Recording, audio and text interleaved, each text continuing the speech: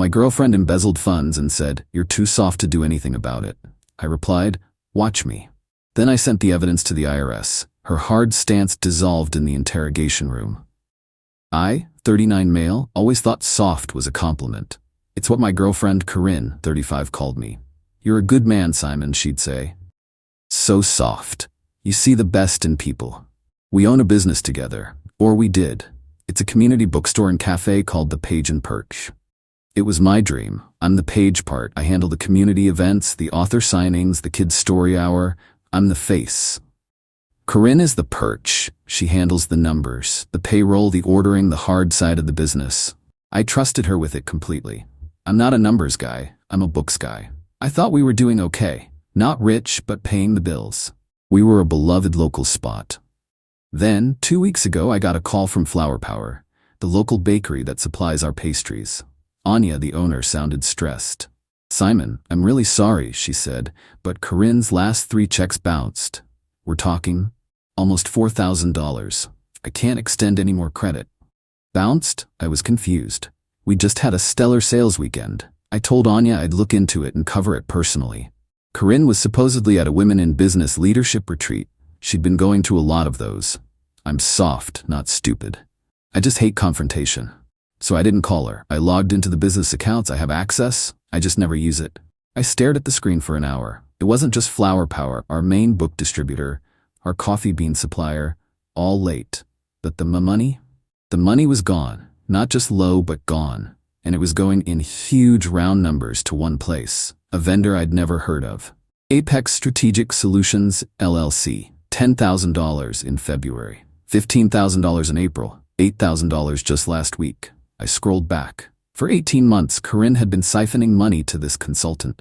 It totaled over $160,000. I felt cold. The room was spinning. This wasn't a mistake. This was methodical. When Corinne got home 2 days later, I was waiting. She was tan, wearing new, very expensive-looking sunglasses and carrying a brand-new leather attaché case. "Hey, softy," she smiled, kissing my cheek. "Miss me?" "Who is Apex Strategic Solutions?" I asked. I didn't yell. My voice was flat. Her smile didn't just fade, it snapped off. "What? Apex Strategic Solutions, you've paid them over $160,000. Our bakery checks are bouncing, Corinne. Our book supplier is about to cut us off." "Who are they?" She scoffed. Actually scoffed at me. "Simon, don't worry your pretty little head about it. It's high-level business strategy. It's diversification. It's way over your head." "Over my head?" I said. "It's our money. You're bleeding us dry." "That's not a strategy. That's theft." She dropped the attaché case. The arrogance that followed was breathtaking. She crossed her arms and her whole face hardened into someone I didn't recognize. "You're right. It's theft. And it's my money. I'm the one who makes this business work. You just sit on a stool and read The Very Hungry Caterpillar to snot-nosed kids. I built the infrastructure. I earned that money." You're admitting it?" I was floored. "Yes, I am," she said, leaning in. "And what are you going to do about it, Simon?" "Huh? We're not married. The business partnership agreement is a mess. Are you going to sue me? You don't have the money for a lawyer. You're too soft. You don't have the stomach for a real fight. You'll just get upset, and I'll console you, and you'll get over it. You always do." I just looked at her. The woman I'd loved, the woman I'd planned to. Wow. The hurt was a physical thing, like a kick to the chest, but it was immediately followed by a strange, icy calm. She was right about one thing. I don't have the stomach for a messy public fight, but I'm not soft. I'm methodical. I smiled, a tiny, thin smile. "Watch me." She laughed. "Oh, Simon, you're adorable. Now are you going to make me a welcome home cocktail, or do I have to do that myself too?" She went upstairs to unpack. I went to my office. I stayed up all night. I downloaded everything.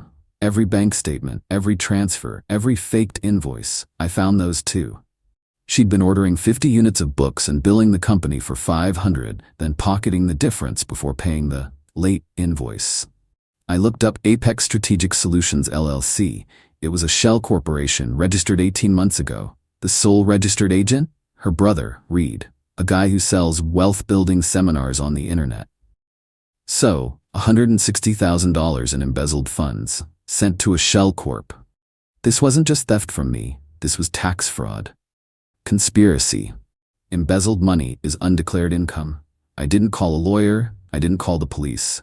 I went to the IRS website. I downloaded Form 211 application for award for original information, the Whistleblower program.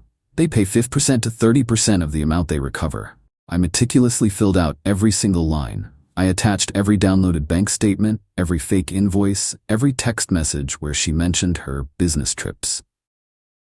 I included the LLC registration showing her brother's name. I created a 10-page summary document, complete with a flowchart. I put it all in a large priority mail envelope. Corinne came downstairs the next morning, annoyed. You didn't even make coffee. What is your problem? I was sealing the envelope, just running an errand. You're still pouting, aren't you? She sighed. So dramatic. Look, I'll find some money in the budget for the bakery, okay? Just get over it. We have a business to run. Understood, I said. I walked to the post office. I paid for certified mail with return receipt. I dropped the 10-pound envelope onto the scale. The postal worker looked at me, then at the IRS address. Heavy stuff, man. You have no idea, I said. I'm writing this from a hotel room. I packed a bag and left. She's been texting me for 2 days. Where are you? This isn't funny, Simon. Get back here. We need to talk. I'm not soft. I'm not loud. I don't fight. I report. The IRS is slow. I know that. But they're a hell of a lot meaner than I am. Her hard stance won't mean a thing to them. Now wait. Update 1, it's been 6 weeks, and it's been hell. The good news, I'm not soft. The bad news, I'm not rich either.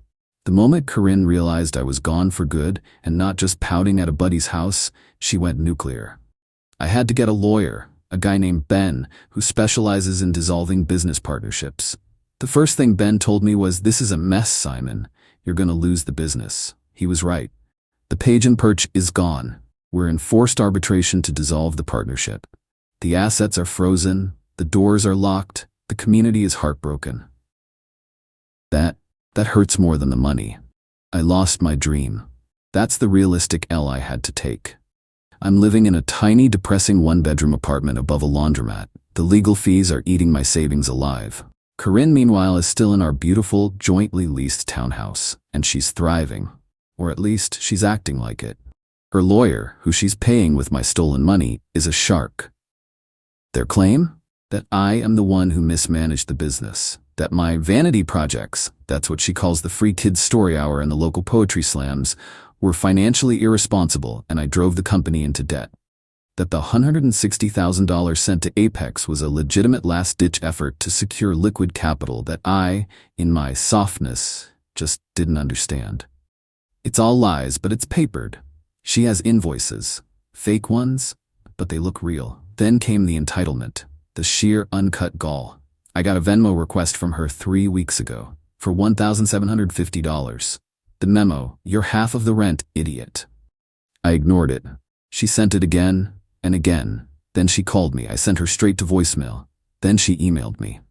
Subject, "You are going to make me homeless." Simon, I don't know what kind of sick, vindictive game you're playing, but you are still 50% liable for the lease on this townhouse. Your refusal to pay your half is a breach of contract. I am a single woman, and you are trying to make me homeless out of spite. If you don't send your half by the 1st, I'll be taking you to small claims court. Grow up. I just stared at the email. She's sitting on $160 of my money, and she's shaking me down rent. My lawyer told me to ignore it. The lease is a civil matter that will be bundled with the dissolution. But the nerve. Then last Tuesday, the unpredictable subplot showed up. Her brother, Reed, the CEO of Apex Strategic Solutions. I was getting my mail from the rusted box at my new dumpy apartment. A white, entry-level luxury SUV, the kind with zero personality, pulled up. Reed got out. He's exactly what you'd picture. 2 white teeth, blazer with sneakers, slicked back hair. "Simon, right?" he said. Like we were meeting at a mixer. "Reed, we haven't been formally introduced." "I know who you are," I said, holding my junk mail like a shield. "Yeah, look," he said, walking closer. He was trying to be intimidating, crowding my space. "I think you've gotten in a little over your head here. You're a books guy. I get it, you're emotional, but this lawsuit, it's not smart. Get away from my apartment, Reed." He laughed, a short, barking sound. "See, that's what I'm talking about. You're playing hardball, and you're not a hardball player. You're soft." My sister, She's emotional, but I'm not. I'm advising you as a friend to drop this. Sign the business over to Corinne. Take the little payout she's offering. This is a hard world, Simon, and you're going to get really, really hurt if you keep pushing this. My hands were shaking. I'm a common man. This guy was threatening me. But Soft Me had his phone in his shirt pocket, recording audio. Are you threatening me, Reed? I'm advising you, he smiled, but his eyes were dead. It's just advice. Take it. He got back in his car and drove off. I sent the audio file to Ben, my lawyer. Ben smiled. He filed a police report for harassment and intimidation on my behalf. It's just a piece of paper, but it's a start. Then we get the first settlement offer from Corinne's lawyer. It's a joke. I get $10,000, which is less than my legal fees, and I have to sign an ironclad NDA about the business, Corinne, Apex, and Reed. I told Ben to send back a reply. What should I say? He asked. Tell them. No, watch him. Meanwhile, I got a very boring, very thin letter in the mail. It was from the IRS. We have received your submission, case XXX. We are evaluating the information. The gears are turning. I'm terrified. I'm broke. I've lost my business. This is the hardest thing I've ever done. I'm not sleeping. I'm just drinking coffee and waiting. She thinks this is a fight about the business. She doesn't get it. This is a fight about taxes, and that's a fight she can't win. Final update. It's been 10 months since I mailed that envelope. The dissolution of the business was finalized. It was a bloodbath.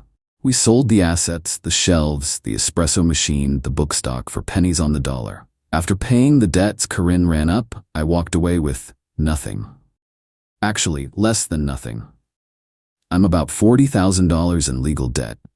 Corinne and Reed were living large. I know because she couldn't stop posting. Her new venture, funded by Apex, was some kind of life coaching/consulting brand. She was posting selfies from high-end resorts, tagged boss babe, growth mindset, know your worth. I got a job, a 9-to-5 data entry gig for a shipping company. It's soul-crushing. I sit in a cubicle, I type numbers, I go home to my crappy apartment. For months I felt defeated. Soft, like she'd won. Then 3 weeks ago I got a call from Anya, the bakery owner. Simon, she said, and her voice was weird. Turn on the local news, like right now. I pulled it up on my phone. The B-roll was of a very familiar white SUV being loaded onto a flatbed. The headline, Federal Agents Raid Local Consultant, Seize Assets. They were outside Reed's condo. Agents in those official-looking windbreakers were carrying boxes out. My heart? I think it stopped. Reed had been arrested. The reporter said it was for conspiracy to commit tax evasion and wire fraud. The dam broke. My phone rang about an hour later. It was Ben, my lawyer. Simon, I just got a frantic call from Corinne's attorney. They want to talk, now, all of us. Conference call. Put them on, I said. Mr. Simon's last name, the shark lawyer said, his voice suddenly nice. My client is in a very stressful situation. We're hoping we can expedite a final settlement on all outstanding civil matters. What's the matter? I asked, enjoying it. Business trip go bad? Then I heard her. She wasn't on mute. She was wailing. He did this, she shrieked, her voice raw. That soft-spoken, spineless, you did this, Simon, you ruined me. Corinne, I have no idea what you're... The IRS, they were at my house, at the townhouse. They took my computers, they took my car. They took my sunglasses. They said it was assets purchased with undeclared income. I almost laughed. The sunglasses. They froze my account, Simon, she sobbed. All of them. There's nothing. Reed is in jail. He got arrested. They said he tried to wipe his hard drives. You have to call them off. Tell them it was a misunderstanding. Tell them you were just a jealous ex. Corinne, I said, and my voice was so calm it scared me. I can't call them off. They're not my dog. They're the IRS. I just gave them the truth. You're the one who's been lying to them for 2 years. Her lawyer cut in. Miss Dryman's last name, look. This is a criminal matter. It's out of our hands. My client, she's just been informed she is a person of interest. She was interviewed for 6 hours. Anya had texted me during this. A friend of hers works at the federal building. She said Corinne walked into the building looking like a CEO, all high-end suit and clicking heels. She walked out 6 hours later. No sunglasses, no attaché case. Her hair was a mess, her face was puffy and gray, and she was openly sobbing as her lawyer tried to guide her to a taxi. Her hard stance dissolved. It melted under the fluorescent lights of an interrogation room. "What do you want, Simon?" the lawyer asked, his voice flat. "I want everything," I said. "And I got it. This is the revenge part. It wasn't about the money. It was about the confession. To avoid me becoming the star witness for the prosecution in her upcoming criminal trial, Corinne signed everything. A full, legal, notarized confession admitting to the embezzlement of $160,000 from the partnership. She agreed to a judgment against her for the full $160K, plus my $40K in legal fees, plus the $12K in business debts I had to personally cover. She had to liquidate everything. The court is garnishing any income she makes until I am paid in full. She sold her car, her designer bags, her jewelry. She had to sign a formal, public apology, which I did post in the window of the now-closed bookstore, to Anya at Flower Power and our other vendors, admitting she defrauded them. She took a plea deal. Tax evasion and conspiracy. She's facing 18 to 24 months in a minimum security facility. Reed is facing more, like 5 to 7 years, for the conspiracy and obstruction of justice. So, I won. But it feels weird. I'm still in my cubicle. The page and perch is still gone. I'm still paying off debts. This wasn't a movie. I don't get my old life back. But I got a letter yesterday from the U.S. Department of the Treasury. The IRS recovered the full $160 in back taxes, plus penalties and interest from Corinne and Reed, or what was left of their assets. As per Form 211, I was entitled to my award. A check fell out of the envelope for $24,000. It's not a fortune. It's not FU money. But it's 15% of the hell she put me through. It covers my legal fees. It's a start. She called me soft. She was right. I am soft. But soft is just another word for patient. Soft is what water is, and water can cut through stone. She thought she was a rock.